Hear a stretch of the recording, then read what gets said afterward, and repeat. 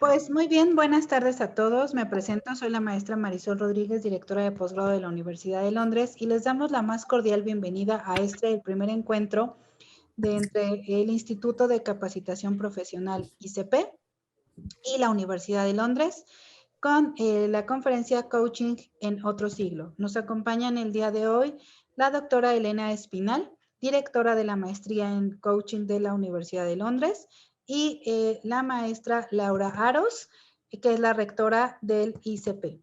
Les cedo la palabra para iniciar nuestro evento del día de hoy y muchas gracias a todos. Buenas tardes a todos. Ahora le voy a dar la palabra a Elena porque Elena va a presentarnos a Juan como Juan merece ser presentado. Bueno, hoy para mí es un honor presentarles a Juan Vera. Y presentar a Juan no es fácil, sin incurrir en una cierta injusticia. ¿Quién no sabe que es el coach más reconocido en habla hispana sobre coaching al poder y la política? ¿Quién no ha escuchado sus conferencias en toda América y en Europa? ¿Quién no sabe que ha trabajado intensamente en ese terreno y con personajes cuyas decisiones influyen en el mundo en el que vivimos? ¿Quién no sabe que tiene una importante actividad como docente y que ha sido docente tanto en universidades de España como en Chile, donde reside, yo creo que por hace más de 20 años, ¿no? 25 años, y en Chile en las universidades más renombradas? Ha trabajado también con empresas, fundamentalmente en temas de planeación y estrategia. Ha publicado un libro, Articuladores de lo Posible. Pero entre lo que menos se sabe de él es su profundo interés por el cambio social y cómo está viendo un futuro de nuestra profesión yendo hacia ese lugar. De eso trata su libro, que se los recomiendo muchísimo y que es base de unos talleres en los que hoy además soy su alumna. Así que ahora sí, los dejo con Juan, les mando un abrazo inmenso y aprovéchenlo todo lo que puedan. Bueno, muy buenas tardes, noches a todos ustedes. No es fácil empezar a hablar después de una presentación tan tremenda como ha hecho Elena. Yo quiero mostrarle mi agradecimiento por haberme invitado a este encuentro. Ella sabe que la admiro muy especialmente. Y más allá de su condición de ser la mujer más representativa del coaching de habla hispana, a mi juicio, ¿no? Ella es una gran narradora de historias. Cuando hacemos lo he escuchado en distintos momentos, pero cuando hacemos algún taller juntos o algunas conferencias juntos, como está siendo habitual últimamente, yo espero ¿qué historia va a contar? ¿Qué fábula? ¿Qué metáfora va a traer? Porque soy amante de las historias, de las narraciones, de las fábulas, y creo que a través de ellas se aprende mucho. Y por ser una mujer sensible al arte y la poesía, donde efectivamente coincidimos, como ella ha explicitado anteriormente, ¿no? Yo quiero plantear que mi intención es que hablemos. Claro, para hablar, primero quiero poner sobre la mesa algunas cosas de las que pienso sobre este tema al que me invitaron a hablar, ¿no? De coaching en otro siglo. Y tal vez porque yo he hecho ya varias manifestaciones dentro de mis colegas de ¿no será que nos estamos acostumbrando a pensar que lo que hemos llegado a avanzar ya es el culmen de una profesión? ¿No estaremos quedándonos cómodamente sentados en un sillón, cada uno dentro de su mirada, porque cada escuela de coaching tiene alguna forma distinta de plantearse el acompañamiento, ¿no? Y me late, me preocupa esta idea fundamentalmente de qué significa ser coach en este siglo, que cada vez que avanza nos va mostrando una velocidad, unas transformaciones más profundas que las que pensábamos y solo comparables a los que la ciencia ficción a veces nos hacía creer. Entonces quiero hablar un poco de todo esto, pero me gustaría que en un momento determinado pues, abriésemos la posibilidad de que conversáramos, ¿no? Sí quiero empezar a plantear cómo llegué yo al coaching y cuál es mi relación con él, porque tal vez a través de mi historia puedan reconocer algunos aspectos que expliquen por qué tengo esta preocupación, ¿no? Y diría que yo llegué al coaching cuando dirigía una escuela de negocios en Madrid al comienzo de los años 90. Yo empecé a dirigirla en el año 87, pero a principios de los 90 se produjo un hecho que yo he comentado muchas veces, y es que los clientes que teníamos, que mandaban a sus directivos a hacer el MBA o cualquiera de los máster que allí se realizaban, empezaban a mostrar una inquietud porque las personas que sabían cada vez más de técnicas, que sabían más de marketing y de finanzas y de recursos humanos en lo que se refería a aspectos de evaluación, de selección, etcétera, llegaban a decir, ¿y por qué no logramos motivar a las personas? ¿Qué pasa que de pronto las personas no hacen lo que nosotros queremos que hagan? Y todo eso me fue llevando a entrar en la búsqueda de algunas respuestas me hice estudioso de los temas de liderazgo y de trabajo en equipo y de comunicación. Y en ese momento nuestra escuela firmó un acuerdo con la Embajada de Chile y a partir de ese acuerdo y de esa relación yo conocí, porque uno de los representantes de los que nos hicimos muy amigos, precisamente porque compartíamos este mundo del arte y la poesía, me dijo, el coaching puede ser algo que si tú lo habitas, que si tú lo conoces, te lleve a darte cuenta de que es algo que habría que meter en los MBA y meter en muchos de los programas que forman a estos directivos. Me rehusé un poco al principio, lo reconozco. Al final yo venía de una tradición racionalista y aquí me parecía que había un tema un poco esotérico. Esto del cuerpo y las emociones me resultaba lejano al principio, ¿no? Pero llegó el momento y efectivamente tuve la suerte de que me invitaran a asistir a una conferencia de ingreso al primer ACP Arte del Coaching Profesional que hacían en lo que entonces se llamaba Newfield Group, y estaban juntos Julio Laya y Rafael Echeverría. Y por lo tanto empecé entrando desde esa puerta que era la ontología del lenguaje. Era un programa que empecé en España, que siguió en México, en Querétaro, y que terminé en Chile. Y aunque yo iba a aprender cosas para aplicar en lo que era mi trabajo y no tenía la intención de ninguna transformación personal, pues ya ven lo que hago y ya ven dónde estoy. Es decir, que efectivamente se produjeron esos cambios. Y llegué ahí y cuando salí, debido a lo que me había pasado, llegué a la conclusión de que el coaching podía ser un camino para conocerse a sí mismo. Y desde ese punto de vista respeté las posibilidades que tenía y durante un tiempo pensé que ese era su principal cometido. ¿Cómo conocerse a sí mismo? Después, poco a poco fui entendiendo que fundamentalmente, si yo quería usarlo, debería ser una forma de acompañar a que otros se conozcan a sí mismos. Y también ese estadio en el cual se podía trabajar me pareció tremendamente interesante.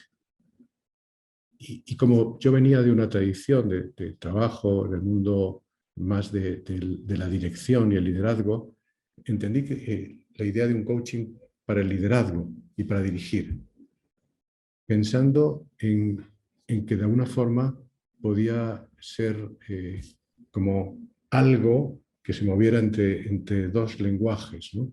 entre el liderazgo y la gestión. Pero algo me pasó cuando empezaba a hablar de los lenguajes que me empezó a preocupar que tal vez cuando nos hacíamos esta formación nos quedábamos impregnados de una forma de hablar que podía más que acercarnos a los otros, alejarnos. Yo recuerdo que ya cuando tomé la decisión de venirme a Chile, que efectivamente hace 26 años ya, algunos de los colegas, muchos de ellos muy reconocidos, que estudiaban conmigo y que realmente pienso que eran excelentes coaches, sino que me decían, ¿por qué ha sido tan fácil para ti entrar en el mundo de las organizaciones, de las empresas, de poder ser coach de directivos. Y fue claro que no tenía que ver con que yo supiera más coaching que ellos, sino que tenía que ver con que yo hablaba el lenguaje de las organizaciones. Y eso me hizo pensar el riesgo que a veces los coaches tenemos de meternos en un lenguaje críptico que otros pueden no reconocer, y la importancia que era acercarnos a entender, a comprender el medio en el que queríamos trabajar. Y de esa forma llegué a hacer un paso de este coaching para las organizaciones en el coaching en la política y el poder. Pero la política en principio, que es algo que siempre me interesó desde mi adolescencia. Yo nací en una España en dictadura y obviamente eso tenía una consecuencia en las restricciones que uno tenía para ser ciudadano, y fui una persona que estuvo militando en contra de esa posición. Pero después, a lo largo de mi vida, como que me había alejado algo, y la posibilidad de estar acá trabajando en el mundo del gobierno fue algo que me llevó a esta idea de esto es importante. Esto es más importante de lo que yo creo. ¿Por qué a otros coaches no les parece que esto es lo suficientemente importante?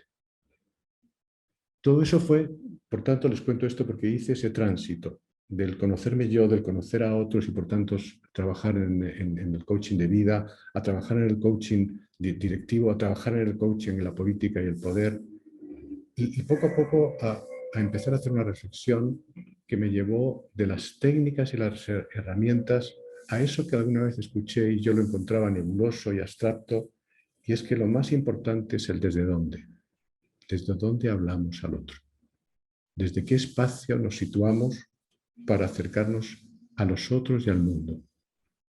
Y ese momento que no puedo poner en una fecha del calendario, pero que siento que fue ocurriendo en mí, incluso me llevó a pensar que la palabra coaching era restringida y que nosotros lo que estábamos siendo son acompañantes, un acompañamiento a otros, un acompañamiento a situaciones.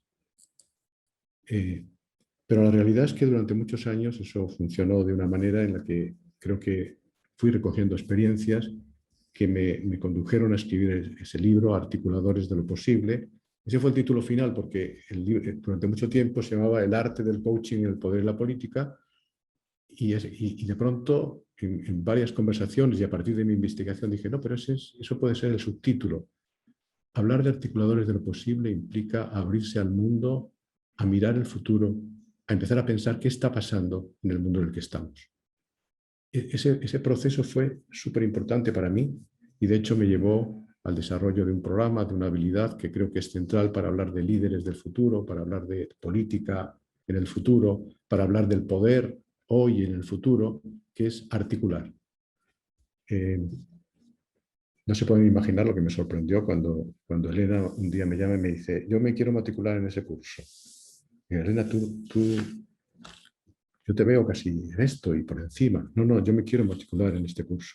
Dije, bueno, va a ser algo que va a poder hacer un tiempo, pero con todos sus trabajos. Y me ha demostrado no solamente la humildad que a veces hay que tener para ponerse a volver a ser estudiante, alumno, sino una disciplina impresionante. Acabaremos dentro de 2 semanas y ella ha sido una alumna ejemplar que para mí ha sido un motivo de esperanza y también para decir, esto tiene que tener una altura que haga que una persona como ella termine saliendo satisfecha de esta experiencia. Se ha convertido en algo de lo que ahora voy a hablar, porque pienso que está en esta idea de cómo debe ser el coaching de este siglo, hasta dónde puede llegar y hasta dónde no puede llevar. Y hay un conjunto de palabras que quiero plantear que van a estar, las voy a ir desarrollando, pero fíjense que vamos a hablar de política y poder, vamos a hablar de coaching individual y coaching social. Tenemos que hablar de emociones sociales, tenemos que hablar de los riesgos del vivir actual, del positivismo, de la hiperconexión, de la inmediatez. Entonces, de todo eso es de lo que quiero hablarles. Espero que salga articulado, pero si no, lo importante es que que vean que estoy lanzando temas sobre la mesa para que podamos hablar, ¿no? Y lo primero que me pasó cuando yo empecé a hablar, a trabajar en el poder y la política, sobre todo en la política, fue el darme cuenta de la necesidad de la política, de que estamos en un momento en que el mundo, los ciudadanos, generalmente, digamos que tratan de vivir sus vidas y que no tienen una forma ideológica de mirar, se separan de la política. Y a mí eso ha sido algo que me ha ido sorprendiendo, porque ¿cómo es posible que nos podamos separar de algo que transita nuestras vidas, que limita o potencia nuestras vidas? Y veo como una confusión central entre despreciar la política y oponerse a ciertos políticos, que es algo totalmente distinto. Me fui impregnando de la necesidad de que esto era realmente importante, no porque a mí me hubiera gustado en mi juventud. Claro, soy consciente de que tal vez desde nuestra forma de mirar el mundo, si algo es importante, es cómo salimos de las ideologías. Porque al final, respetando las ideologías, toda ideología es un sistema de pensamiento cerrado. Y por tanto, como todo sistema de pensamiento cerrado que tiene una interpretación de cómo el mundo debe ser, parte de una cierta verdad asumida. Y por tanto, contiene cegueras asumidas. Uno de los principales filósofos políticos, el español Daniel Innerarity, a quien tuve el honor de entrevistar hace poco y de quien estamos leyendo en alguno de los tipos de lectura que dirijo su obra, decía, toda ideología produce un desgarro en otros, en aquellos que están fuera de ella. Por tanto, excluye, divide al mundo de una forma. Y desde este punto de vista yo decía, ¿y cómo los coaches que trabajamos para buscar un entendimiento mucho más comprensivo del mundo, más humano, para acercar, podemos estar fuera de esto?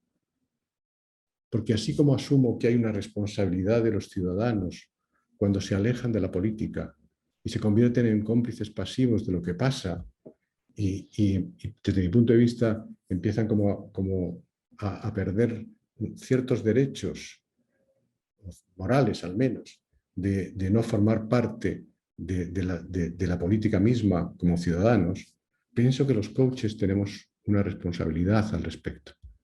Como si tenemos una capacidad de acompañar, de desarrollar la conciencia de otros, de acompañarles en una mirada más holística, podemos perder esta perspectiva.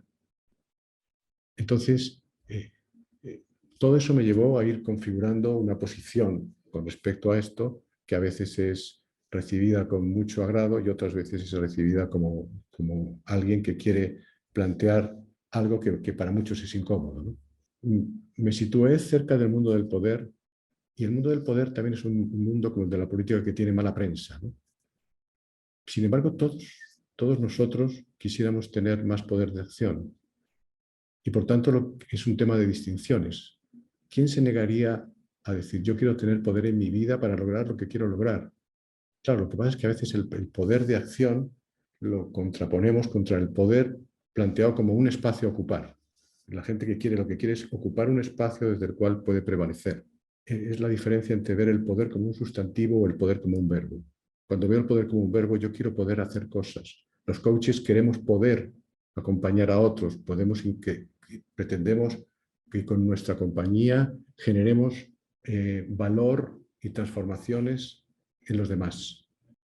Quizá por eso, el trabajo que he hecho últimamente ha estado más orientado no solamente a poder explicar las 4 fuentes del poder más características en la historia de la humanidad, sino de ver que tal vez en este momento podemos tener una nueva fuente de poder que es el diálogo, ¿no? Porque cuando hablamos de las fuentes de poder, pues estamos hablando del poder de la fuerza, que quizá es aquel que más dolor ha causado al mundo, ¿no?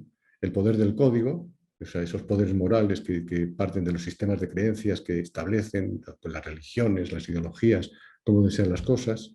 El poder del mensaje, que nos puede llevar a la idea, a las narrativas, a los relatos que hacen que las personas puedan verse interesadas, o el poder de la recompensa, como a través de la premiación podemos mover a la gente, como plantea la psicología. Y todos ellos, podríamos decir que tienen una zona positiva, que es necesario en ciertos momentos, y todos ellos tienen una forma que puede llevar a un aspecto muy negativo.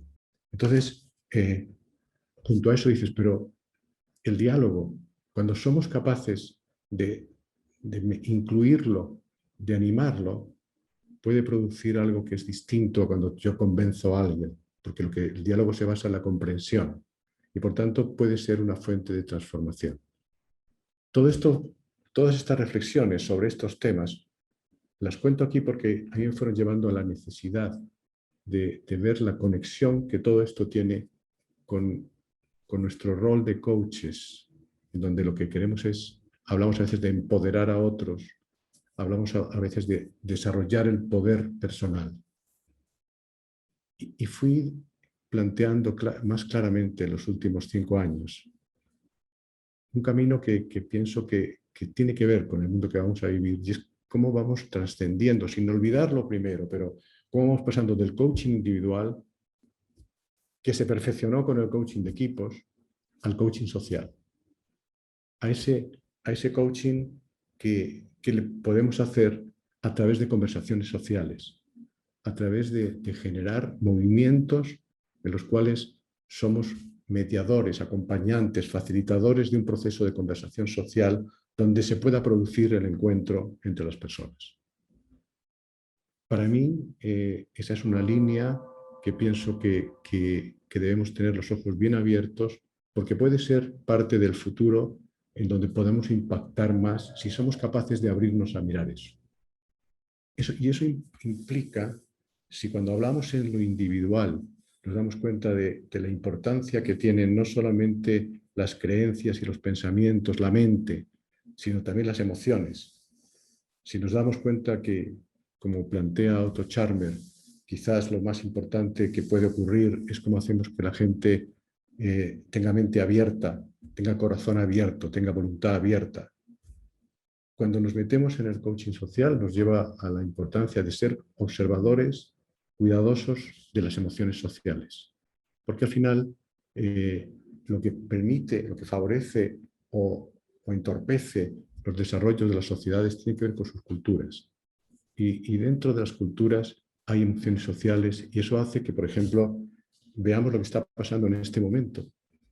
¿Cómo se puede entender, por no irme a otros lugares, yéndome a mi país, que un país que sentía que era modélica la transición democrática que había hecho y se convirtió en ejemplo muchas veces en escuelas de política, llegara un momento en mayo del año 2011 y se generara todo ese movimiento de la indignación?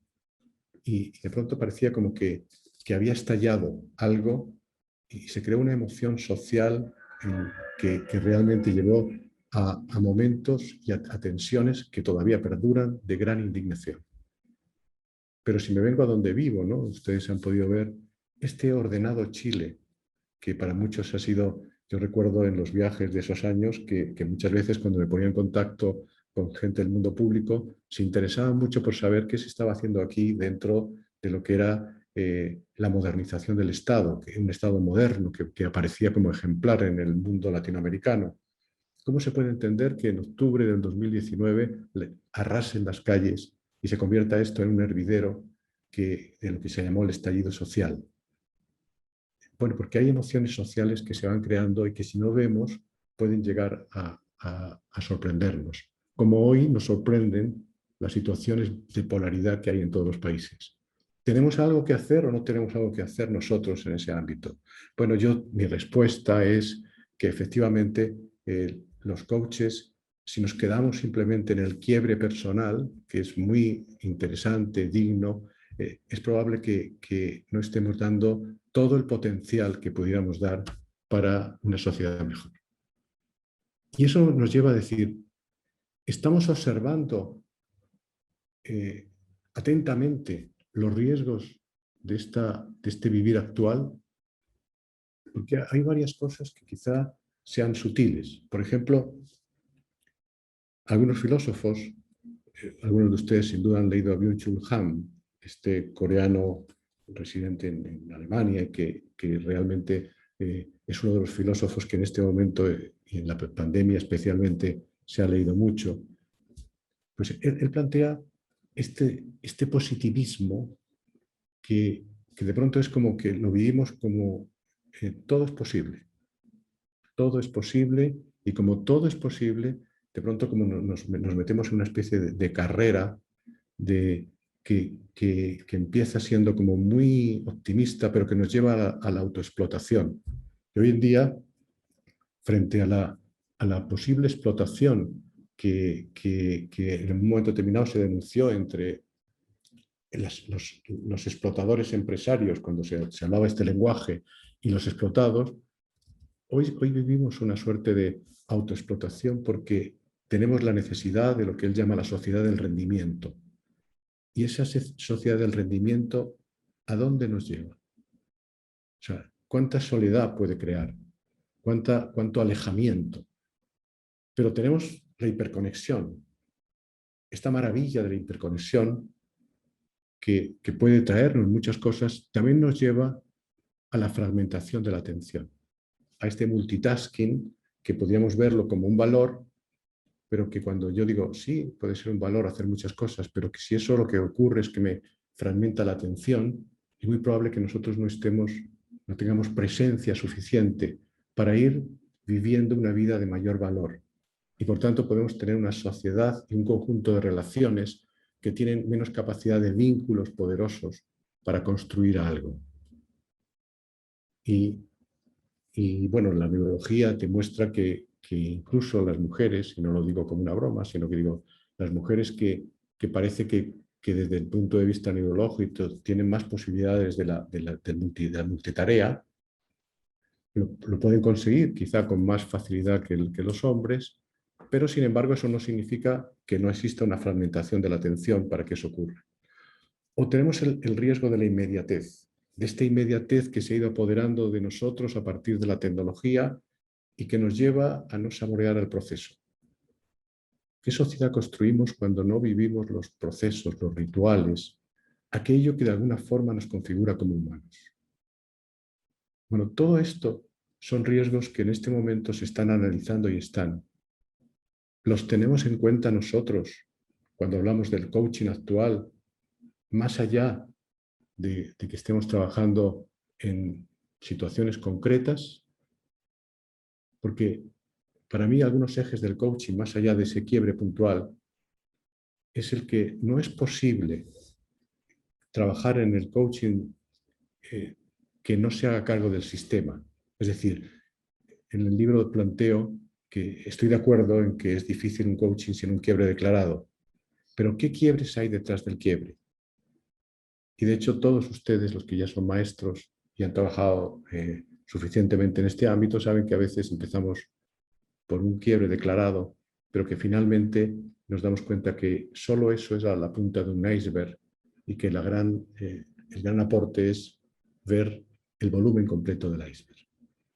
Bueno, de alguna forma mi planteamiento es que detrás del quiebre hay otros quiebres y que la posibilidad realmente de trabajar más profundamente en este momento es abrirnos a eso, acompañar al otro a mirar desde dónde actúa.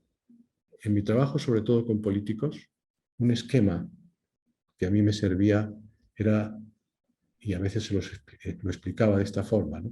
Es decir, ¿en dónde está? ¿Qué pretende? Bien fuera una persona, bien fuera un partido, bien fuera un grupo social. Y decía, a veces lo que se pretende es mantenerse encima del barco, simplemente. A veces lo que tratamos es de llegar en paz al puerto. A veces lo que hacemos es luchar para no salir, para no morir. Digo salir en el sentido de no salir del poder, ¿no? En lo primero, cuando yo trato de mantenerme encima del barco, se crean escenarios en los que son una serie de intercambios para sacar adelante nuestros objetivos. Tú me das y yo te doy, pero que vienen a ser los típicos juegos de estrategia para prevalecer, que de alguna forma van produciendo movimientos pendulares. Quizá eso que ha sido una tónica nos lleva a esta sociedad fragmentada y endeble. Cuando tratamos de llegar en paz al puerto, a mí me ha tocado muchas veces estar siendo coach de gobiernos, especialmente en Chile, donde tú veías que a partir de un momento, cuando quedaban poco tiempo, es el momento de consensos de lo posible para evitar rupturas y, por tanto, tengo que bajar mis expectativas y el nivel, evitar entrar en aquellos temas que por su impacto producen reacciones, aunque fueran los temas más importantes y necesarios. Pero mejor no hagamos esto y vayamos lentito y, por tanto, sí llegas al puerto, pero realmente decepcionas en el camino las expectativas de mucha gente, porque las promesas que se hicieron no llegaron, ¿no? Cuando uno se sitúa en ese luchar para no morir, pues lleva a la ocupación de espacios. Es lo que está pasando en algunos países, cuando realmente al final, para no salir, lo que se hace es que se rompen los principios democráticos para tratar de evitar que realmente la democracia actúe como tal. Digo, ¿y por qué? ¿Cómo nosotros podemos mostrar estos escenarios y meter un cuarto que es prepararnos para nacer?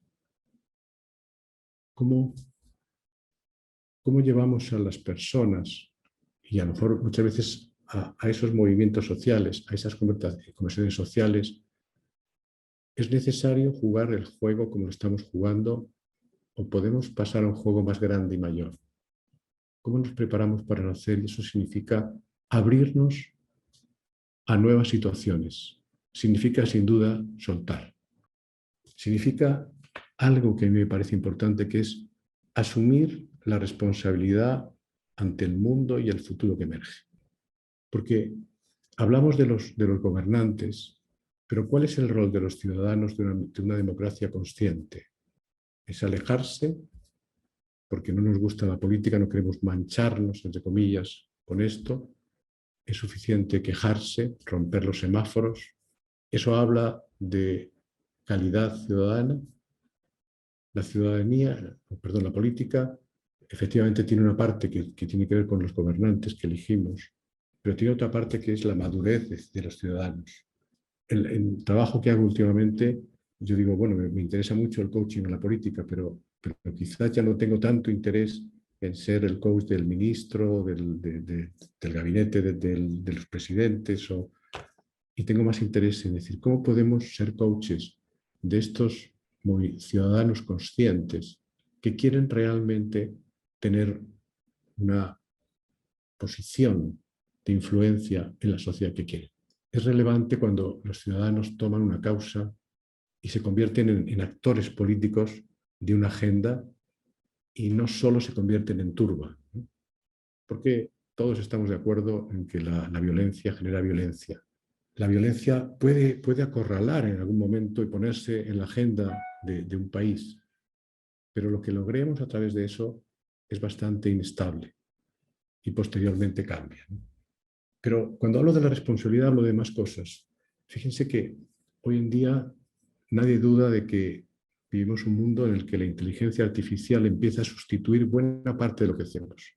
Los que sean curiosos y se metan en este campo verán que pronto muchas de las cosas que han sido la fuente de trabajo más habitual del ser humano va a estar en manos de la inteligencia artificial.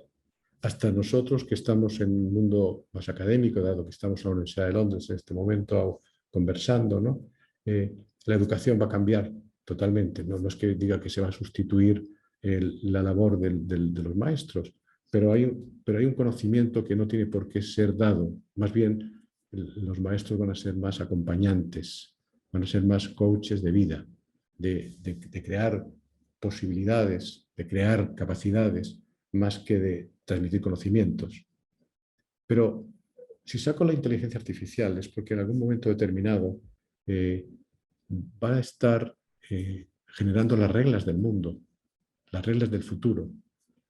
En alguna de las conferencias que tuve ocasión de estar, de lo que ya se llaman ciberpsicólogos, que tuvieron que ver con todo el tema de Cambridge Analytics, y que por tanto conocen todo el mundo de la Big Data y lo que eso significa, se especula que acabará este siglo, cuando acabe este siglo es posible que algunos países, ellos apostaban por Estados Unidos, que el presidente sea un algoritmo Y la pregunta entonces es, ¿y si eso ocurre, en la medida en que ocurre como van a haber autos sin conductor y aviones sin conductor, ¿de qué seremos responsables nosotros? Se puede producir una desresponsabilización.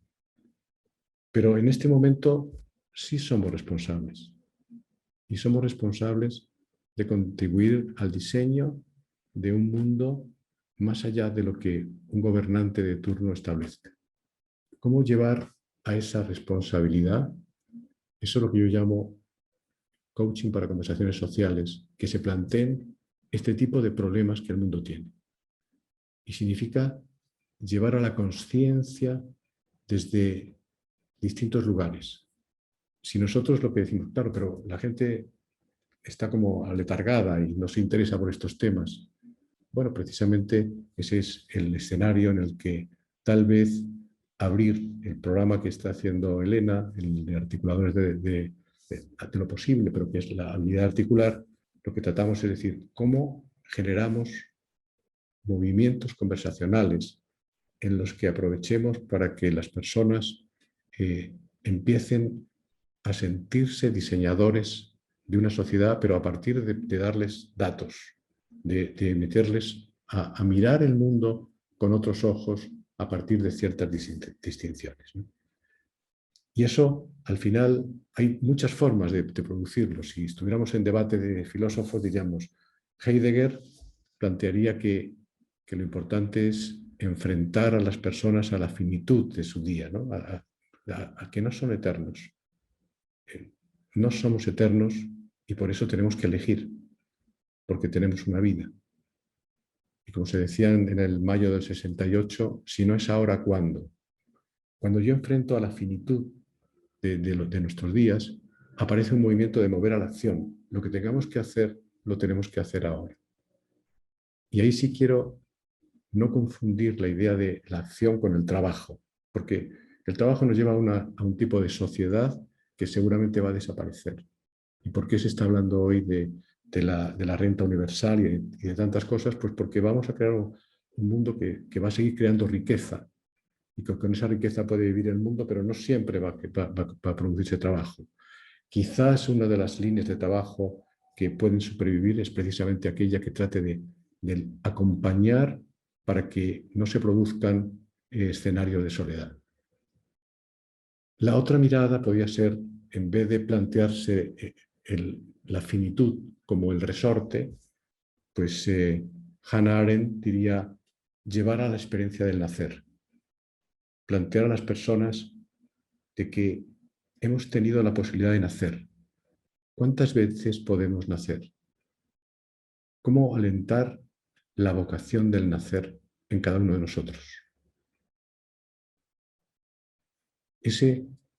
Esa mirada del sistema, esa forma de meter junto a todo lo que estamos haciendo miradas que vayan más allá, pueden caracterizar otra forma de mirar el proceso del coaching. Intentar mostrar que de alguna manera el mundo nos ha dirigido a través de ciertos sistemas al individualismo y a través de otros al colectivismo. Pero quizá en ninguno de estos dos miradas se hace cargo de algo que es que necesitamos ser genuinos, defender nuestra diferencia, nuestro ser distinto, pero a la vez necesitamos pertenecer. Por tanto, ¿cómo generar, cómo de alguna forma alentar, cómo estar cerca de algo que puede tener que ver con crear comunidad? El coaching en esto el nuevo siglo, y ya pensando en ir terminando para que podamos hablar, debería partir de aceptar que la incertidumbre y la complejidad van a ser y son aspectos permanentes. Por tanto, esto que algunas veces yo sentí cuando empezaba en esta profesión, ¿cómo ayudamos a que no sientan la incertidumbre? A que tengan una cierta capacidad, una cierta claridad. Bueno, uno puede tener claridad interior de lo que quiere, pero el mundo va a seguir cada vez más incierto. No vamos a tratar de que tengan una idea muy, muy programada lo que quiere. Bueno, pues podemos hacerlo, pero la complejidad va a estar presente. Y por lo tanto, lo complejo es algo que tenemos que empezar a aceptar como algo que está planteándose. Aunque no tenga, pues sea, no sé, digamos que mucho glamour, la incertidumbre, la duda es lo que ha movido la filosofía. El lograr que las personas se abuenen con algunos conceptos que hemos tildado de negativos y que los veamos como parte de lo que tenemos que acostumbrarnos a realizar, pues es lo que aprende un surfista cuando se da cuenta de que puede moverse por encima de las olas, y las olas son completamente dinámicas y complejas. Aceptar la duda, moverse a lo impensado, tener la posibilidad de decir, bueno, siempre el mundo ha dado sus grandes cambios cuando se ha ido de la comodidad de lo pensado, que tenía ya algunas respuestas, a aceptar el riesgo de lo impensado, donde podemos encontrar lo que puede ser lo nuevo del futuro. Yo pienso que nuestra labor tiende a acompañar a seres humanos en un sistema, no solo en una realidad bidimensional o tridimensional, en un sistema poliédrico, difícil, complejo, ambiguo, pero sin el drama de considerar que eso es una anomalía, y desde luego sin el sufrimiento de considerar que eso significa que tenemos un error de software en nuestra mente, sino cómo aprendemos a poder vivir con eso y a la vez a desarrollar responsabilidad. Y eso significa trabajar en nosotros y estar dispuestos, le digo a nosotros, digo no solamente a quienes acompañamos, sino en nosotros mismos, y estar dispuestos a preguntarnos hasta qué punto nosotros mismos estamos prisioneros de nuestro pensamiento. Hasta qué punto,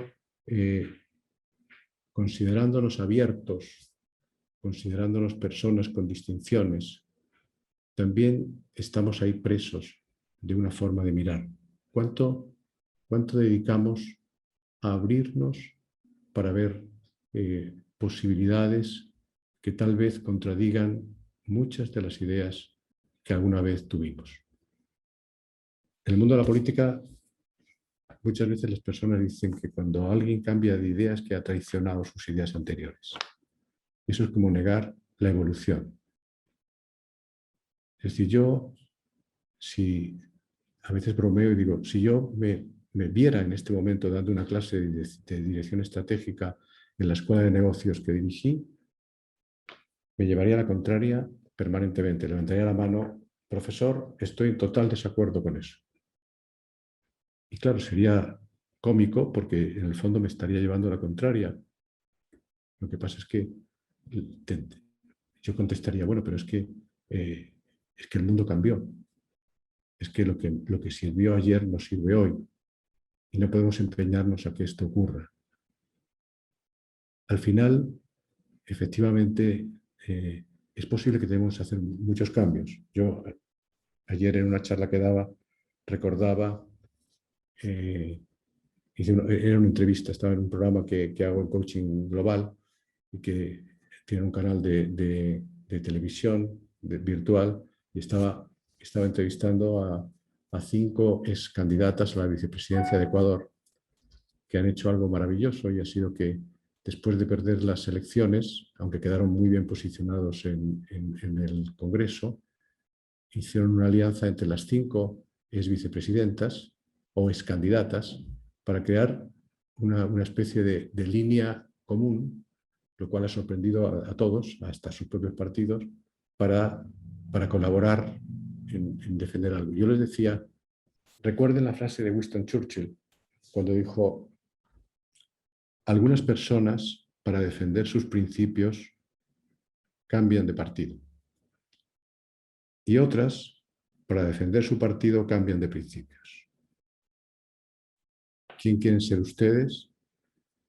Yo, desde luego, prefiero defender mis principios y cambiar de partido, aunque tenga que reconocer, por lo tanto, que algunas cosas que hice y que defendí, hoy no las quiero hacer ni las quiero defender. Sí, Juan, hay algunas preguntas, algunos planteos que están haciendo nuestros participantes de hoy.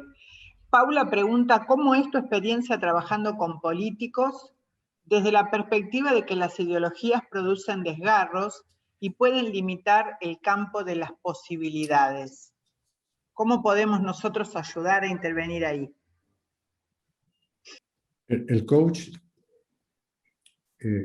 tiene varias posibilidades, ¿no? Una de ellas es la de invitar al terreno. Es decir, los sistemas, como ustedes saben, tienden a mantenerse. Y por lo tanto, como tienden a mantenerse, utilizan algunas fuentes de información y otras no. Yo, por ejemplo, cuando me tocó trabajar con algunos ministros acá en Chile, las personas que me odiaban eran los asesores. Era su círculo más directo, porque de pronto llegaba este tipo que no era del partido, que no era chileno, que de alguna manera el ministro hacía caso y de pronto el ministro por eso les hacía algunas preguntas muy raras que ellos decían, no, si las cosas son de esta forma. Entonces, algunas de las veces yo recuerdo pues caminos posiblemente muy extraños. Uno de ellos fue el decirle, bueno, ¿y qué te parece si un día hacemos un coaching, pero no acá, sino que uno de ellos estaba en un tema que tenía que ver con desarrollo social, desde el punto de vista de fomento productivo, y le decía, vámonos a una comunidad de las que estáis trabajando para verlo. Y yo recuerdo que dije, y ojalá no venga, pues eso, todos los autos oficiales y todo esto para que pisaran el terreno.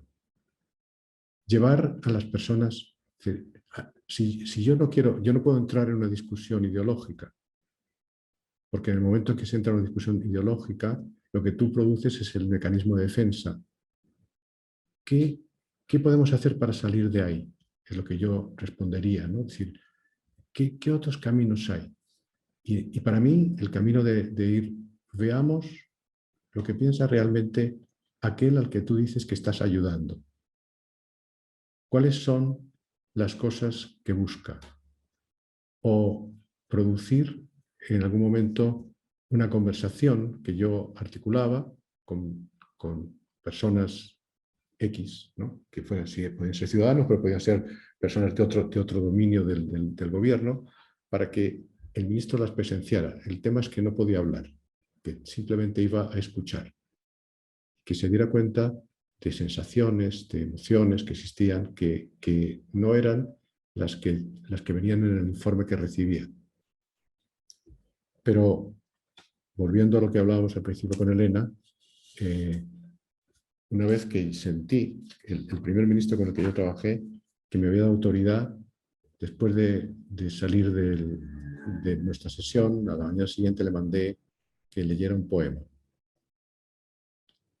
Y a él le pareció al principio una estupidez, pero lo leyó y me dijo, ¿por qué me mandaste esto? Y eso me llevó a una conversación posible totalmente distinta. Estuve explicando que allí lo que estaba leyendo era algo que podía explicar los sentimientos que otros podían sentir. Es decir, lo que yo te respondería es, si yo quiero plantear que a alguien que pueda ver el desgarro que hay fuera, tengo que salir de su metro cuadrado, tengo que llevarle a otro lugar, tengo que cambiar el escenario en el cual la conversación se produce. Y cuando eso ocurre, existen posibilidades, no digo que tengamos el éxito asegurado, existen posibilidades de que la persona empiece a ver un mundo distinto. Es lo que nos pasa a todos nosotros el día que de pronto nos sacan de nuestro mundo y vemos que no me esperaba esto. O cuando, por ejemplo, tú traes a alguien que es el opositor más claro, ¿no? Y te planteas esto que en Chile se está desarrollando en este momento. Hay un movimiento que se llama 3xI, que es un movimiento que es conversaciones entre pares improbables. Y lo que trata es de sentar a personas que piensan diametralmente opuesto o que no se ven, o que son invisibles y por tanto son improbables. Y hacer un proceso que empieza porque cada uno conozca la historia del otro. No entrar en la discusión que tienen, porque la discusión que tienen obviamente nos vuelve otra vez a las posiciones. Hay que sacar de las posiciones. Y después de esa conversación, en general, les aseguro que lo que dicen es, fíjate, me sorprendió que esta mujer o que este hombre que consideraba que eran completamente cuadriculados, inhumanos, intolerantes, me sorprendió que hay varias cosas que pensamos igual. Y entonces yo decía, ese es el punto.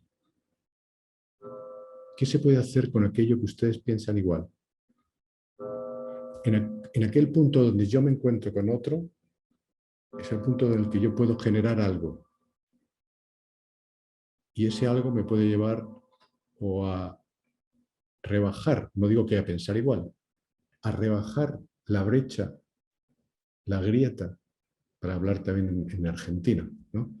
La brecha que puede existir entre las partes y, por tanto, que pueda aparecer el diálogo. En el fondo diría, si yo puedo hacer algo por cualquiera de los métodos para abrir un espacio para el diálogo, tengo posibilidades. Eso diría. Gracias, Juan. Óscar, ¿tenés alguna pregunta? Sí, Laura, aquí también en el chat Emilio Sasso pregunta, ¿cómo hacer para captar la atención de esos posibles ciudadanos conscientes y a partir de eso poder iniciar una intervención o una acción? Yo tengo que buscar la forma de, por ejemplo, en este momento estamos, la propia Elena, con otro grupo de personas del curso, están planteando un conjunto de conversaciones que van a tener próximamente para juntar a personas que digamos que están fuera de todo esto. ¿Cuál es el camino? Tengo que convocarlos. Para convocarlos, tengo que encontrar algo que para ellos sea importante. Tengo que encontrar qué temas son, no los temas que yo quiero poner, porque yo quiero hablar de esto, pero la gente dice, mire, vaya usted a otro lugar. ¿Quién le paga a usted? ¿No? ¿Qué partido le paga a usted o por qué quiere hacer esto? ¿Cuál es su interés? Entonces digo, la convocatoria implica, por una parte, encontrar o me legitimo a través de que hay otras personas que están cerca de aquellos a los que quiero convocar y que por tanto son como puentes para que yo sea escuchado, que sea escuchado para facilitar, o encuentro cuáles son aquellos temas que interesan. ¿Qué le interesa? Por ejemplo, hay un grupo que va a trabajar con jóvenes. El diagnóstico inicial es, a los jóvenes no les importa para nada hoy ni la política, ni la sociedad, ni nada. Yo discrepo. Lo que digo es, yo a lo mejor si fuera joven tampoco me interesaría la manera en que se están planteando las cosas. Es muy probable que cuando fuimos jóvenes nosotros también fuimos rebeldes. Para los que estaban en ese momento éramos como, qué difícil es pensar que estos señores vayan alguna vez a tener el poder en sus manos, porque es un conjunto de díscolos, ¿no? Digo, bueno, entonces tengo otra opinión, pero digo, bueno, la conversación empezará en el momento en que saquemos algún tema que para ellos sea relevante y que a partir de ahí empecemos, por ejemplo, diciendo, ok, ya estamos aquí todos, entonces, ¿quién eres tú, Laura? Cuéntanos, Laura, ¿qué te importa a ti? Ahora vamos a hablar después. Y Laura abre, Alberto, ¿quién eres tú? ¿Qué es lo importante en tu vida? Y llega un momento en que al cabo de media hora, ese grupo ya no es un grupo de tipos que han llegado allí para ver qué dice alguien y responderle, sino que hemos creado una atmósfera. Y en esa atmósfera decimos, ok, uno de vuestros temas que os interesa es esto. ¿Cómo esto podría ser en una sociedad en la que tenemos que vivir? O sea, hay que elegir bien las preguntas, pero de alguna forma tú rompes la frontalidad de la pregunta y la respuesta. No hay una relación de profesores-alumnos. No hay una relación de un argumento contra otro. Hay un momento en el que, conseguido que lleguen a conversar juntos estos improbables, tú estableces un espacio de encuentro. Y en el espacio de encuentro se puede hablar de casi todos los temas. Entonces yo, cuando decía antes de, creo que los coaches podemos tener un desarrollo como articuladores de conversaciones sociales, es porque creo que tenemos algunas posibilidades en el lenguaje, en el manejo de las emociones para crear atmósferas. Y si yo creo una atmósfera y tengo un espacio cuidadoso, amorosamente diseñado, el cuidado es absolutamente fundamental. Invito a una conversación en la que nadie se siente atacado ni que tiene que defender nada, es muy probable que empecemos a avanzar en la construcción de algunos espacios comunes que nos sirvan como muletas para empezar un camino. En Chile, por ejemplo, yo he participado en las conversaciones 3xI que se hicieron en el Polo Mapuche, donde, imagínense, estaba el Polo Mapuche, por una parte, estaban los empresarios forestales, es decir, aquellos que han usurpado sus tierras desde la posición de los otros, ¿no? Nos han quitado algo sagrado que es la tierra de nuestros ancestros.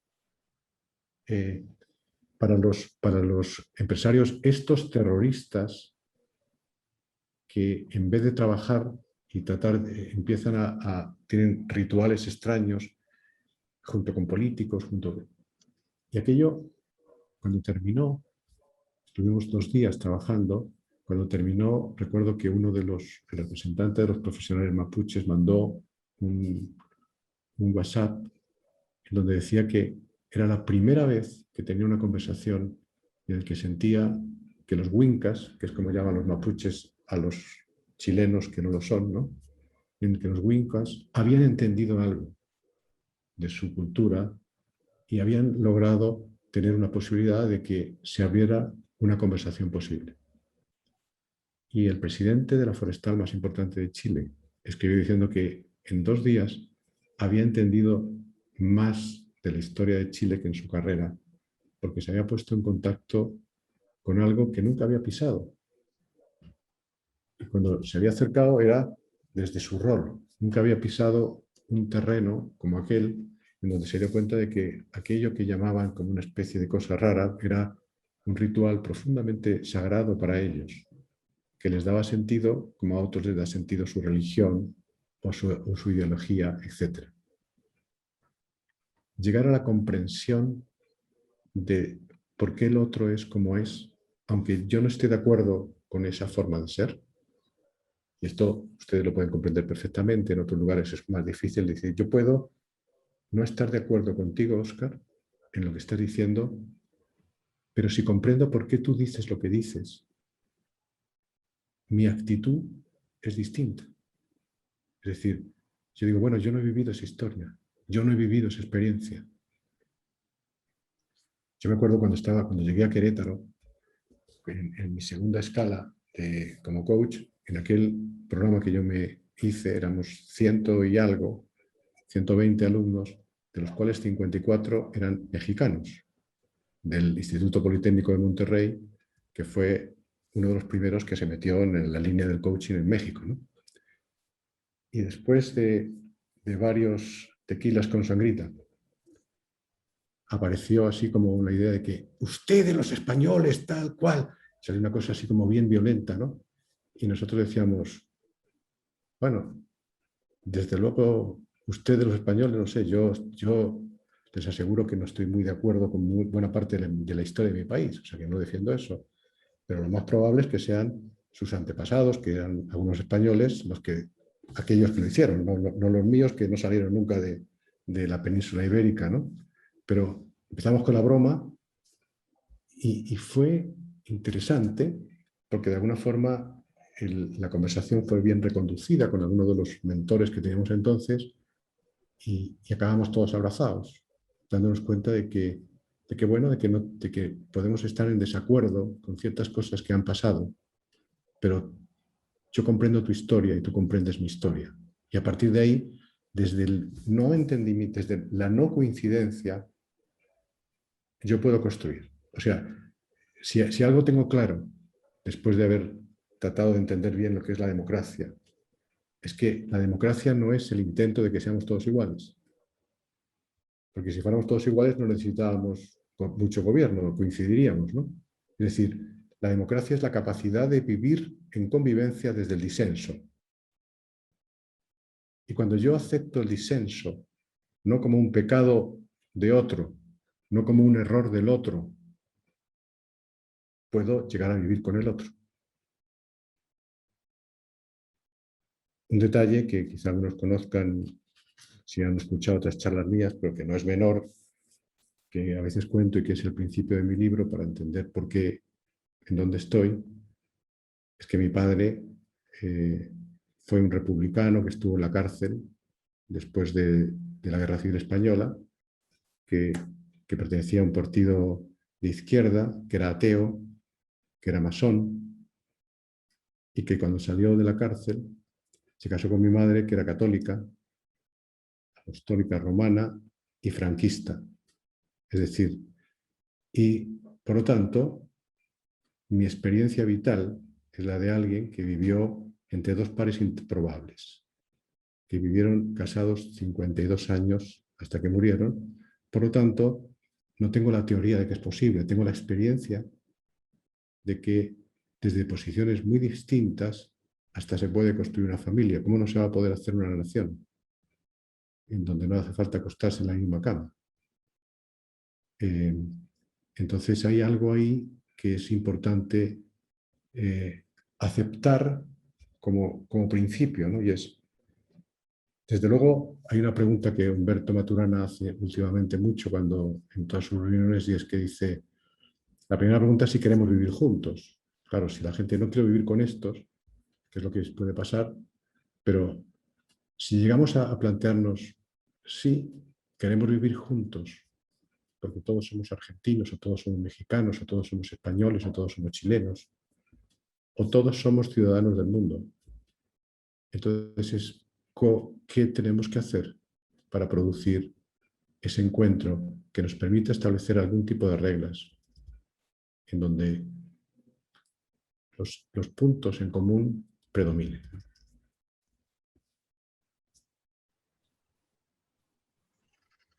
Juan, hay muchas preguntas y creo que varias de ellas vienen de gente de Argentina, porque estamos viviendo una gran polarización política y todos los coaches están preguntando cómo trabajás con grupos fanatizados que creen tener razón y que ven en el otro al enemigo, ¿no? No a un adversario político con el que construir, sino al que hay que eliminar, ¿no? Como en una dialéctica de opuestos. Las preguntas en México van en el mismo sentido de los 3 o 4 coaches y estamos hablando de ambientes muy polarizados donde parece ser que no hay ni siquiera la voluntad ni siquiera de reconocer la existencia del otro, ¿no? Entonces... Exacto. Hasta daría la impresión, ¿no es cierto?, que sacan enorme ventaja de no acercar posiciones, ¿no? Claro. Por eso traigo, el tema que traigo es porque esto que estamos hablando no es lo que pasa en Argentina. Si yo voy ahora mismo, cuando yo hablo en mi país, pasa exactamente lo mismo. Dejó de pasar y en este momento, sin embargo, está pasando. Incluso hay un partido de ultraderecha que nunca se pensó que en España pudiera haber un partido de ultraderecha de ese nivel, después de haber superado la dictadura, como tampoco se pensó que en Austria y Alemania pudiera volver a haber partidos nazis con el mismo nivel. Eso está hablando de algo que está pasando. Por tanto, es procedente lo que estamos conversando y por eso hablo de la importancia de conversaciones sociales, porque la polarización puede llegar a un momento de exclusión absoluta de una parte del país. O sea, es lamentable que la única forma de que el régimen de Venezuela se mantenga es el que un porcentaje altísimo de los venezolanos se han tenido que marchar. Es decir, que implica la imposibilidad de una convivencia que no sea a través del poder de la fuerza, aunque haya sido obtenido a través de unas elecciones, que eso es distinto. La democracia no es ganar unas elecciones, es mantener los principios de la vida en común, ¿no? Entonces, a veces utilizamos un camino para entrar en un sitio y cuando lo hemos tomado, cambiamos las reglas, ¿no? Que es lo que puede estar pasando. Pero es algo que es muy general y eso es lo preocupante. Es tan preocupante como que el país que para muchos era como el exportador de democracia, Estados Unidos, imagínense lo que ha pasado en el periodo de Trump y la sociedad que ha dejado. La sociedad que ha dejado donde hay un nivel de violencia impactante. Entonces, la polarización es el resultado de la falta de diálogo. La falta de diálogo a veces hay que preguntarse, ¿a quién le interesa la falta de diálogo? Siempre hay grupos a los cuales les puede interesar esa falta de diálogo, porque es la manera que tienen de poder constituir su identidad. Pero a la pregunta que estáis haciendo, es que, a ver, yo no quiero parecer así como que creo que hay una varita mágica. Cuando alguien es fanático, lo más probable es que no quiera coaching. O sea, no es tan fácil sentarse con un fanático, dado que toda su composición tendrías que provocarle un quiebre muy profundo para que se bajara de su fanatismo, por lo menos unos segundos para pensar. Pero lo más probable es que desde luego nunca va a plantearse porque ya tienen la verdad. No tienen que buscar a alguien que les ayude a encontrarse y a encontrar algo. Lo encontraron.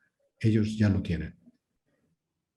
Entonces, no tengo la idea de decir cómo se puede acompañar a un fanático. Yo lo que digo, tal vez la única posibilidad, si nosotros hemos constituido autoridad ante ellos, algún tipo de autoridad, no porque nos hayamos ido a su coach, sino porque tenemos un discurso, una reflexión, es preguntarle qué significa que tu identidad solo se sostenga a través del enemigo, de constituir al otro un enemigo, a través de generar miedo. ¿Qué significa que, por tanto, no haya la posibilidad de que yo pueda plantear mi identidad basada en un conjunto de cosas que sean admirables en sí mismas? O sea, en el fondo es como cuando tú dices, todas las teorías de liderazgo del mundo que pueden ser muchísimas, si tú vas escarbando y llegas al final, unas las mueve el amor y otras el miedo. Unas lo que mueve es la atracción hacia una idea, hacia un proyecto, hacia algo que podemos llegar a amar, y a otras es, cuidado, que si ustedes no me votan, los mexicanos van a acabar con todos los puestos en este país. Y ustedes se van a quedar sin trabajo. Y estos señores, además, tienen unas costumbres rarísimas. Cantan en la madrugada. Yo escuchaba a un seguidor de Trump que era impresionante porque el periodista trataba de mostrarle, pero usted, ¿por qué es así? Dice, oiga, yo tengo derecho a vivir en un país que fue construido por los europeos, no por los latinoamericanos. Y que además yo no tengo por qué vivir en un lugar donde al lado hayan unos señores que tocan la guitarra, cantan rancheras y tienen gallinas en el jardín. Entonces, para eso, ¿por qué tengo yo que aceptar eso? Lo planteaban de esa forma violenta, ¿no? Entonces digo, bueno, claro, en un momento determinado esas personas tienen ya construida una interpretación. Pero, ¿qué es lo que pueden ofrecer? ¿El amor a qué? ¿Cuál es la propuesta que yo para poder construir mi identidad tenga que recurrir al miedo para que otros me sigan, ¿no? Y quizá eso tampoco sirva, porque aunque yo pueda plantearle un intento de mostrar que construimos una identidad sobre bases que lo que tratan no es de construir, sino de destruir algo, podrán decir, bueno, pues destruir es válido.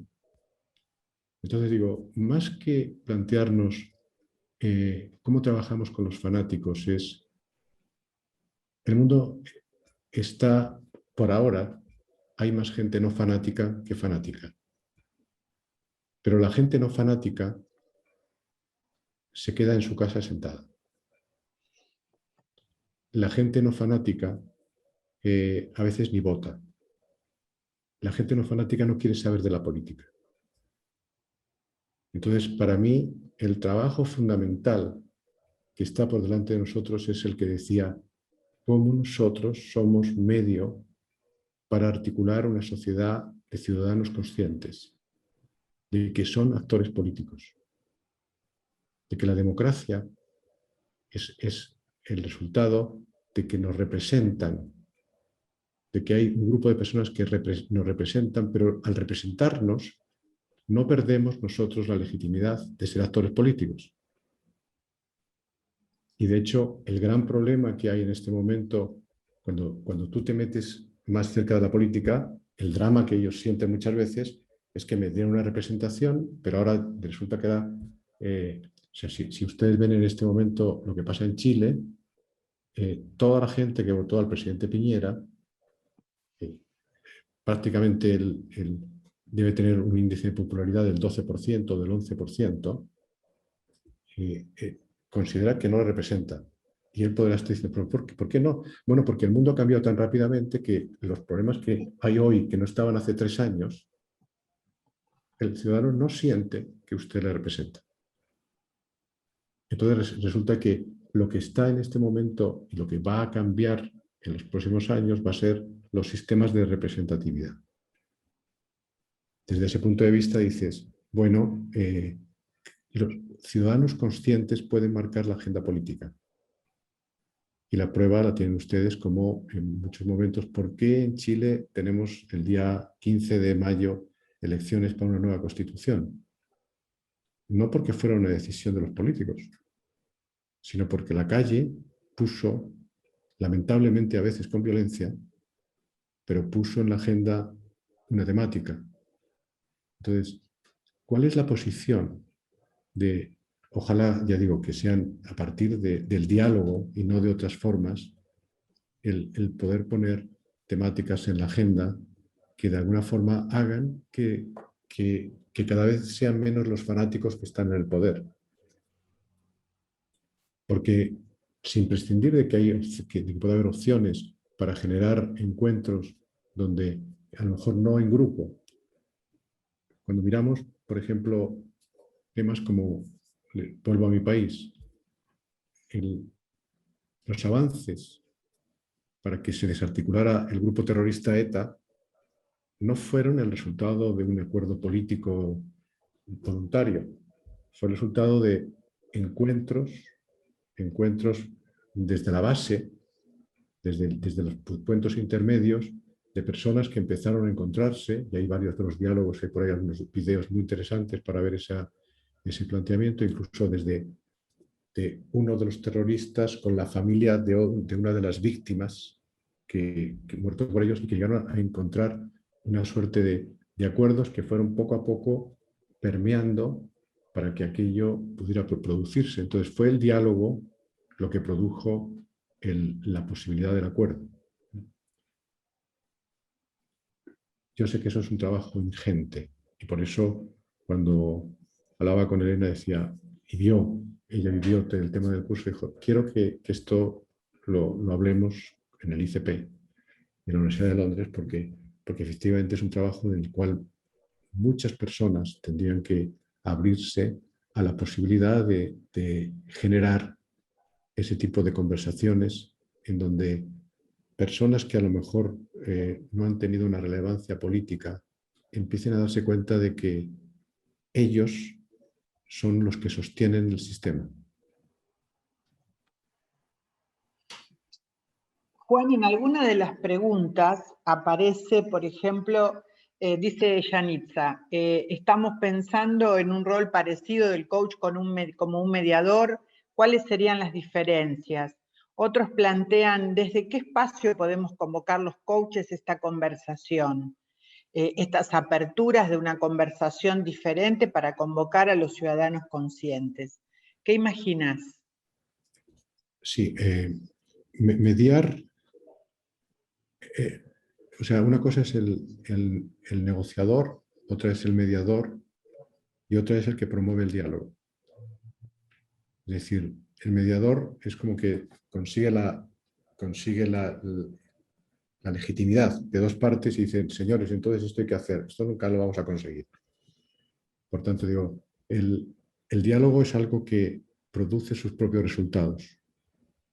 Y entonces, desde ese punto de vista, digo, nosotros no somos mediadores. Somos personas que podrían sentarse con unos y con otros y plantear cuáles serían las bases de una conversación ética y a la vez eficaz. Y por tanto, desde esas competencias lingüísticas y conversacionales, lograr que esas partes pudieran hablar de otra forma. Y no solamente decir, ya ahora hablen ustedes, sino quizá cuando yo hablo de articular es la posibilidad, de, o sea, la única mediación, que no lo es, pero entre comillas sería, tú pones el comedor y la sala. Tú estableces el espacio para que los otros lleguen a los acuerdos que puedan llegar. Nada más. Entonces ahí, eso está claro que no. El desde dónde es una pregunta súper importante porque eso significa construir algún tipo de identidad. Es decir, yo no puedo llegar y seguramente decir, ¿y cómo voy a hacer esto? A lo mejor lo que tengo es, o bien me acerco a aquellos que sí tienen identidad. El movimiento 3xI, por ejemplo, lo que hizo fue acercarse, aprovechar la cadena de contactos que todos tenemos. Una de las cosas interesantes en el curso de articular era que hicimos grupos, comunidades, y dijimos, ok, vean todas sus redes de contactos. Les di una metodología para poder hacer la red de contactos y ahora ustedes 8 vean cómo se suman esa red de contactos. Y todos se quedaron fascinados de darse cuenta que entre los 8 tenían un montón de posibilidades de hablar con ministerios, con empresarios, con... Ok, ustedes entonces tienen una posibilidad de poder tener una conversación donde no les van a decir, pero qué locura es esta, sino de qué me quieres hablar. Y por tanto, desde ahí tienen la posibilidad de hacer que esas personas incluso puedan ser los que respaldan, generan el capital de identidad para que ciertas otras personas se sienten. Ahí hay, por tanto, vamos tejiendo una red en donde hay roles intermedios. Cuando yo logro eso, o me dedico a plantear una identidad, por ejemplo, el movimiento 3xI lo que hizo fue empezar a generar toda una campaña de comunicación y de traer varios casos de encuentros para el diálogo que habían tenido que ver, por ejemplo, pues en Colombia con las FARC, en muchos lugares donde movimientos bien bélicos habían sido capaces de sentarse a conversar. Y eso hizo que de pronto varias personas se fijaran en esto. ¿Y ustedes qué hacen realmente? Por tanto, lo que yo digo es, bueno, no es una cuestión de que aquí salga alguien con la posibilidad de hacer algo como esto, sino yo estoy invitando a mirar a los que son representantes del coaching y lo que van a ser nuevos coaches del futuro. ¿Cómo se ven? Si son capaces, muchos de ustedes, de verse en tareas de otro tipo, porque seguramente eso les implicará alguna suerte de formaciones adicionales, de focalizarse en ciertas cosas, pero si se formaran personas en esta capacidad de tener estas conversaciones, pues obviamente empezaría a generarse una cierta mancha de aceite y algunos ejemplos que pudieran servirnos. Sin haber acabado el programa, varios de estas personas, pues por ejemplo, en una de las prácticas que hicimos, invitamos a que cada uno llevara un invitado que pensara que podía ser interesante para que viera una metodología de las que estamos usando. Y todos los alumnos, incluida Elena, llevó algún invitado. Una de las personas llevó a una invitada que es la hija de una poetisa que fue muy importante en la Revolución Nicaragüense y que ahora, sin embargo, pues, están en contra de lo que produjo esa revolución en este momento, ¿no? Y esta persona se quedó tan impactada que a partir de ese momento llegó a Nicaragua y se planteó la posibilidad de juntarse con un grupo que se llama Mujeres para la República. Y bueno, y a los propios que estaban en ese grupo, todos alumnos, les invitaron para ver si podían ayudarles a plantear una conversación. Y en eso están. Todavía no sabemos cómo, pero de momento hasta videos han hecho de los acercamientos que han hecho con algunos grupos de mujeres que también tenían intenciones de hacer cambios, pero entre sí, por egos o por lo que fuera, estaban absolutamente enfrentadas. Entonces, la última buena noticia que recibimos era que habían llegado a un acuerdo para emprender una acción conjunta. Ahí estamos articulando, ahí estamos creando capital social, ahí estamos creando capital ciudadano. Y ese es un servicio que está basado en nuestra capacidad de promover conversaciones. Juan, muchas de las preguntas, son muchas, de verdad que el nivel de compromiso que está generando esta conversación, si lo medimos por la cantidad de preguntas, pues es muy alto, muy significativo. Creo que ya abordamos temas como la polarización, de la que ya hablaste bastante, el rol del coach en estos espacios sociales. Y por aquí hay tres inquietudes que tendrían que ver en cómo convertirnos en ciudadanos de este siglo, ciudadanos del momento presente, y qué rol juega desde tu perspectiva la educación como parte de este nuevo acercamiento, de esta nueva comprensión de lo que significa el ser político, el ser un animal político en el siglo XXI. La educación, como ha sido siempre en la historia de la humanidad, es el factor más relevante. O sea, si yo tuviera que... Es esto que a veces decimos, tienes la lámpara maravillosa de Aladino encima y te pide un deseo. El mío tendría que ver con cambiar los sistemas de educación del mundo. Es decir, dejar de formar a personas para trabajar y formar personas para vivir. Es decir, yo entiendo que en un momento determinado, cuando el Génesis dice te ganarás el pan con el sudor de tu frente, nos hizo una faena terrible. Porque en el fondo significa que nuestra identidad está basada en trabajar, en tener un buen trabajo. Nuestra identidad depende de eso y entonces me formo para poder encontrar un mejor trabajo. Lo que yo estoy planteando en este momento es que tenemos todos los signos de que el trabajo no va a ser lo que caracteriza el futuro. Yo sé que puede sonar súper disruptivo, pero en realidad lo que vamos a hacer son aportes. El concepto de trabajo, como hoy se plantea, díganme ustedes una profesión que diga, no, aquí esto no lo van a tocar. Digo, yo creo que estamos en una de las cosas que más puede supervivir, que es el acompañamiento de otros, y aún así, si ven algunas... El otro día llevamos al curso a un especialista que hablaba de indicios y llevó montones de información.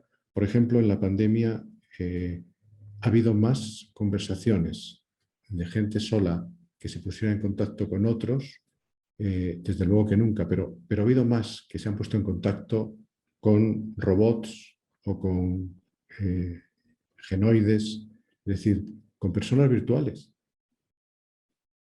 que seguramente para muchos de nosotros es como, no puede ser, no lo puedo creer. Pero sí, resulta de que llega un momento en que dice, no, estuve hablando, y cuando tú hablas, hablen ustedes con alguno de sus hijos o sus nietos y se pueden llevar sorpresas. Cuando dicen, no, es que nosotros estamos dentro de una atmósfera virtual y hablamos con no sé qué, no sé cuántos, y tú te das cuenta de, bueno, traía unos datos de Oriente, entre China, Tailandia, en fin, y veías que habían identificado como 8 millones, no sé cuántos contactos hechos con personas virtuales. Entonces dices, bueno, ahí estamos hablando de un mundo en el que va a ser tan cambiante que el trabajo va a tener una relación distinta. Entonces era, ¿cómo hacemos una educación para vivir?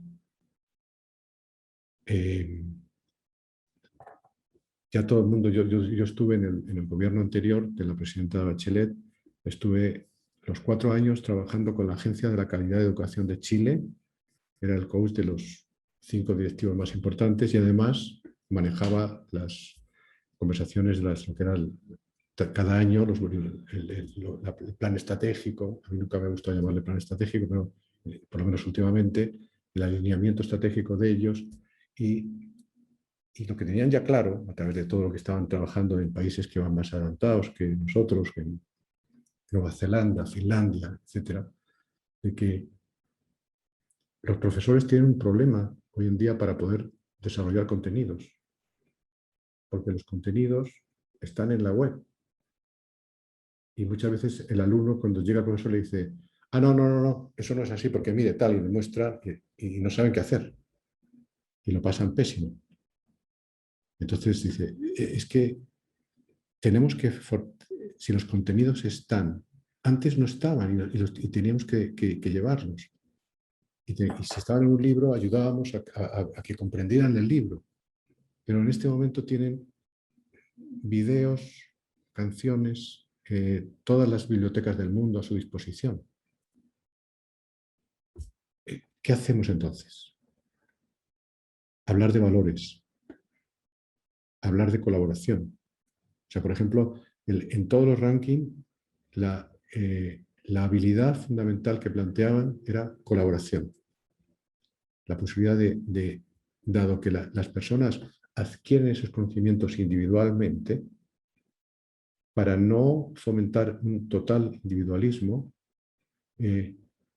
acercarse a ver cómo colaborábamos juntos, promover la investigación conjunta, buscar el hecho, por ejemplo, una de las experiencias interesantes que presentaron y que a mí me encantó y quise conocerla, era una escuela donde el profesor llegaba y decía, repartía los temas entre los alumnos y decía, entonces, Nora va a ser la que va a enseñar biología, los 5 primeros temas los lleva Nora. Y María Eugenia se va a encargar de hablar de lengua y convertía a todos los alumnos en profesores de los otros. Y todos eran profesores de todos. Y empezaron a generar la idea de que estaban cooperando en su propia autoeducación, porque cada uno se fueron apropiando de temas, investigándolos, y por tanto lo que era el profesor de esa clase era una especie de coordinador general, de coach de los chicos, que les iba enseñando alguna técnica de investigación y les podía decir, oye, ¿cómo te viste diciendo esto? Si lo que podíamos hacer nosotros si estuviéramos con un directivo y asistimos a sus reuniones y luego decimos, voy a hacerte de espejo. Y estaban fascinados, porque todos los chicos se sentían importantes. Es decir, no estaban en el rol pasivo de alumnos frente... Cuando yo hablo con mi nieta, que claro, como son inteligentes y aprenden a manipular desde niños, pues cuando me dice, pero ¿por qué Laura no sé qué, tal? Y me dice, abuelo, no les interesamos, no tienen distinciones emocionales, entérate. Ellos llegan y sueltan su rollo. A mí no me interesa para nada. Entonces, y yo decía, pero ¿cómo que? No les importamos. Me están mirando el reloj, hacen su materia. Yo lo que espero es que se preocupen, pero se preocupen no de, a mí no me interesa esto que están planteando. Si ya, a ver, ¿tú cuánto tiempo hace que no haces una división? Entonces yo tengo que mirar para otro lado para no decirle, pues no sé, hace ¿cuánto? 30 años, no sé. Divido con la calculadora. Entonces, ¿para qué quiero aprender si no tiene sentido? Es decir, bueno, a ver, ¿en qué momento la gente dejó de preocuparse de cómo se debe enchufar una cosa? Pues se enchufa y está. Si hay algunos que se encargan de eso, pero ¿por qué todos tenemos que...? Y a mí me dejó bien preocupado porque ella me decía, no tienen distinciones emocionales. Lo que te están diciendo es, son personas que lo que buscan en ese encuentro es motivación, interés por la vida, colaborar con otros, ser capaces de fomentar la valentía, el coraje por lograr las cosas. Y entonces, cuando me hacen esa pregunta, digo, la educación es central, porque en un momento determinado, quizás lo que, incluso en el mundo de la política, digo, ¿cómo?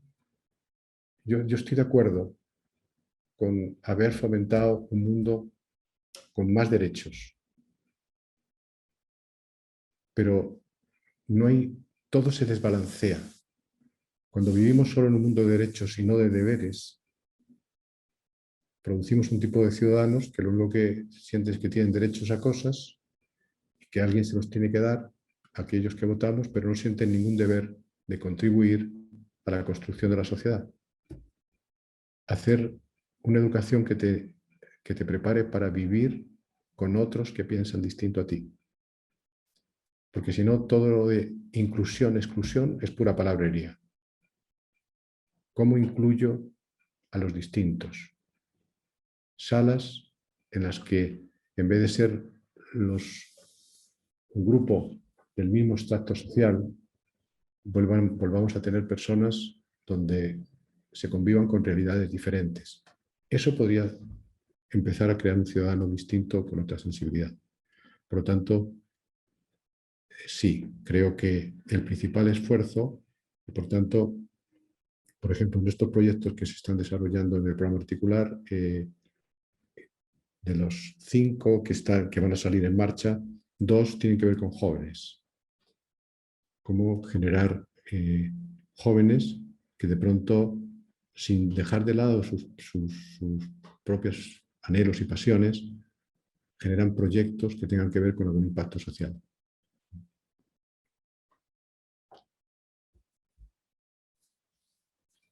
Bueno, el tema es interminable. Como ustedes imaginan, es interminable.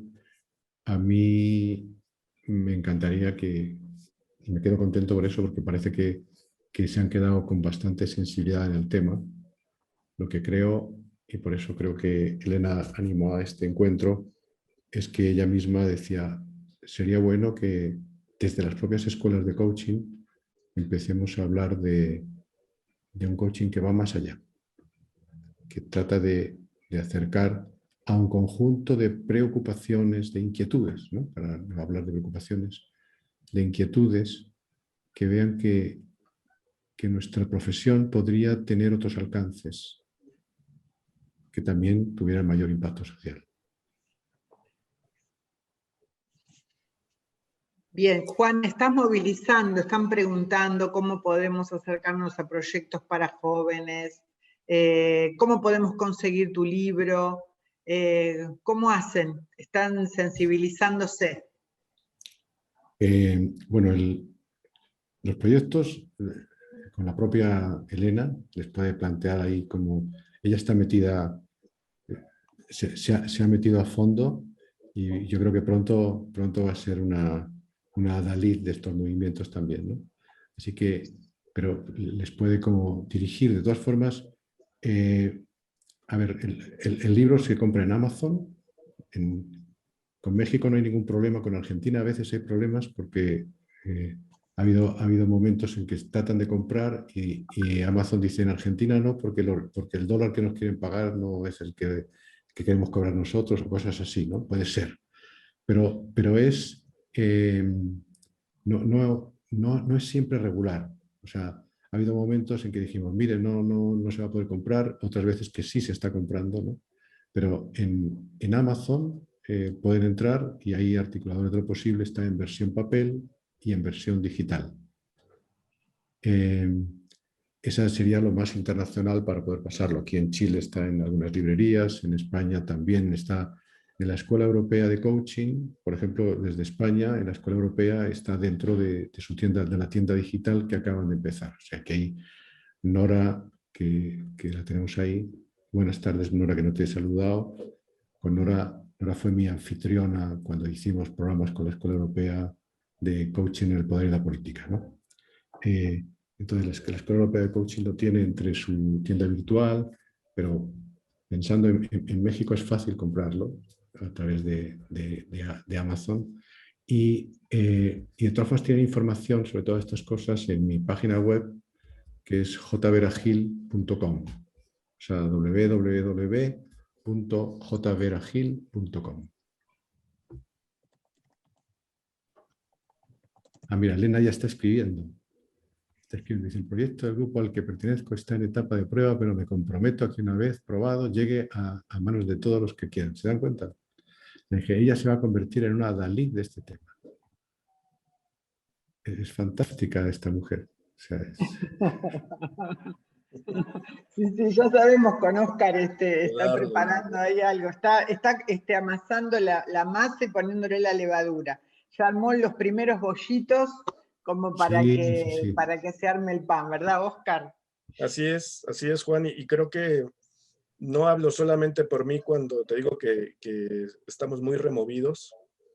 Creo que está este impulso de decir, y entonces, ¿por dónde empiezo? Y me quedo más bien con esta visión que para mí resultó muy, muy poderosa. No es el cómo ni en dónde, sino desde dónde empiezo. Y este espacio que hoy empezamos a compartir, que hoy se inaugura por la iniciativa de Elena y que está engalanado por tu presencia, Juan, en más de un sentido, creo que es un buen desde dónde iniciar, desde contactarnos, desde conectarnos nosotros como inquietos de este aprendizaje del desarrollo humano, del potencial de las personas.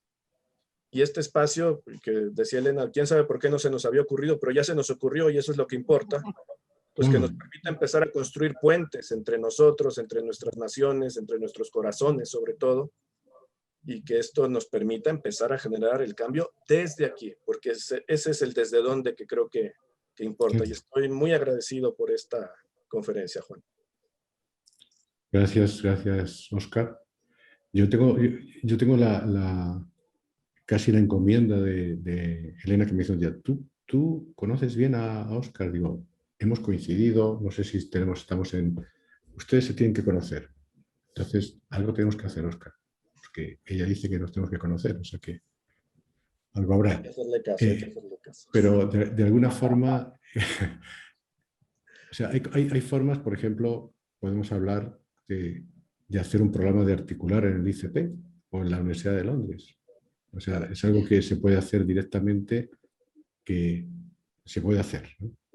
O sea, en este momento yo hay cosas que hago ya directamente como en exclusiva con algunos sitios, pero otros no. O sea, que esto es un tema que se podría armar para decir, si hay un grupo que realmente quiere ponerse en el tema, en mucho menos tiempo del que imaginan, se generan distinciones.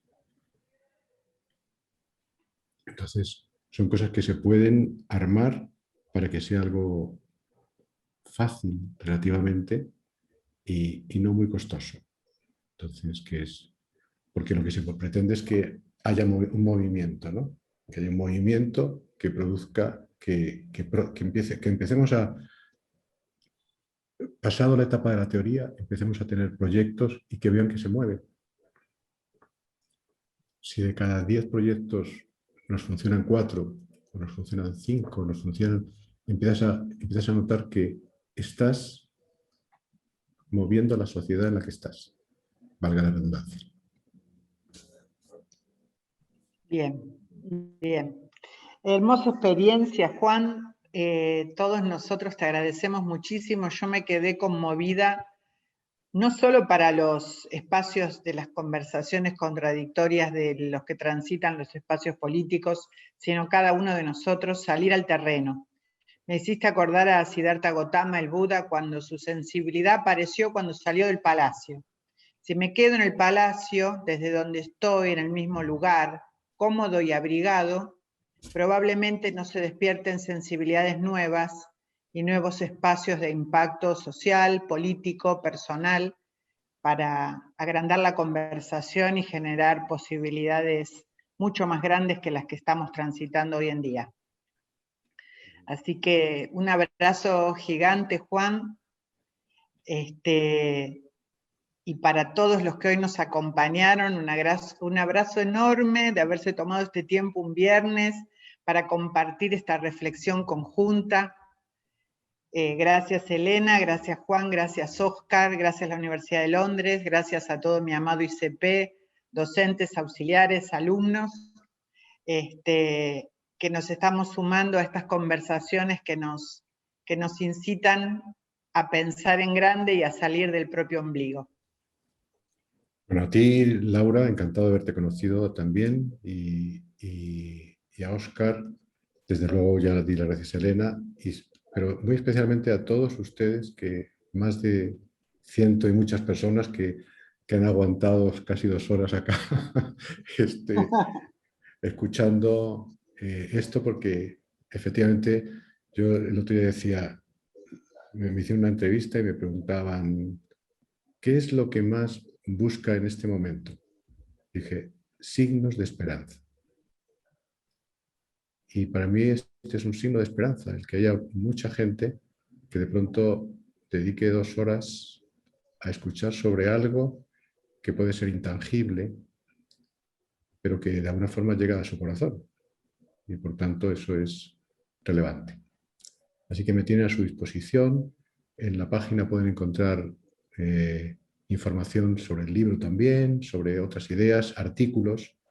Dentro de la página entren al blog y hay algunos de los artículos que explican la teoría de articular, por ejemplo, ¿no? Les pueden ser interesantes como material, o sea, incluso como material con sus alumnos, etcétera, los que son profesores, pueden encontrar ahí, porque en general lo que estamos haciendo es que todo aquello que planteamos lo disponibilizamos para que pueda ser usado. Así que gracias y que tengan un muy buen fin de semana. Muchas gracias a todos y gracias a nombre de la Universidad de Londres. Y bueno, Juan y Laura, esta es su casa. Bienvenidos a todos. Muchas gracias, Marisol. Gracias, Marisol. Gracias por darnos tu espacio para compartir esto tan bello que nos tocó hoy. Muchísimas gracias a todos y bienvenidos. Gracias, Marisol. Chao, chao, chao, chao. Chao, chao, chao.